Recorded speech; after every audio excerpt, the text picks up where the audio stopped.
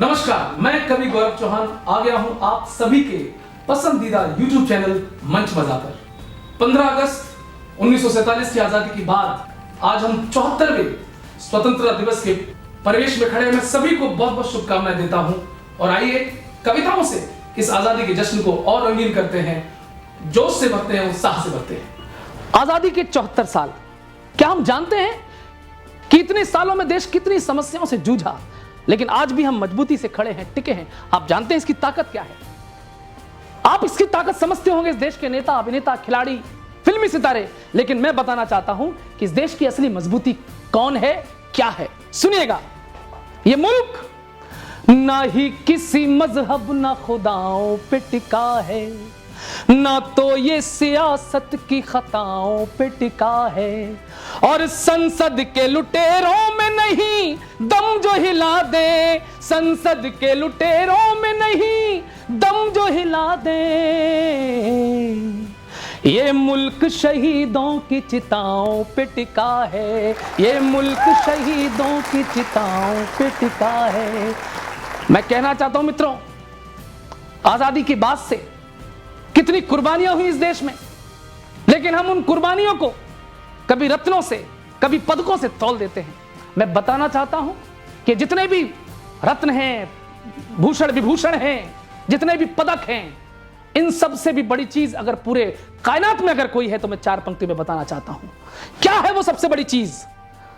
वो ये है, अपनी माटी की इबादत से बड़ा कुछ भी नहीं, अपनी माटी की इबादत से बड़ा कुछ भी नहीं, मादरे हिंद की चाहत से बड़ा कुछ भी नहीं, और सारे सम्मान रतन तमगे बहुत बोने हैं, एक सिपाही की शहादत से बड़ा कुछ भी नहीं, एक सिपाही की शहादत से बड़ा कुछ भी नहीं। 4 पंक्तियां और पढ़ना चाहता हूं, बड़ी मोहब्बत से आपको रूबरू कराता हूं।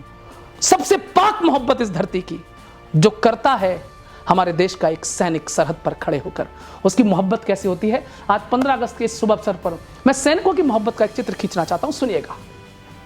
रखे बंदूक कांधे पर ये सरहद घूम लेते हैं, बजे धुन इंकलाबी तो मगन हो झूम लेते हैं, इरादे जब कभी कमजोर पड़ते हैं शहादत के, लगा कर अपने माथे से तिरंगा चूम लेते हैं, लगा कर अपने माथे से तिरंगा चूम लेते हैं।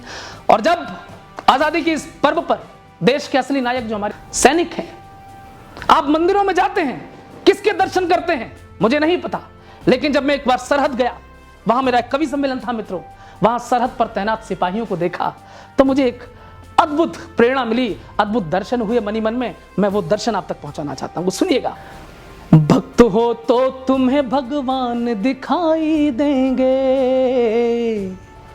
भक्त हो तो तुम्हें भगवान दिखाई देंगे, सारे कष्टों के समाधान दिखाई देंगे, और मंदिरों में न सही सरहदों पे जाओ तो, मंदिरों में न सही सरहदों पे जाओ तो, तुमको हर फौजी में हनुमान दिखाई देंगे, तुमको हर फौजी में हनुमान दिखाई देंगे।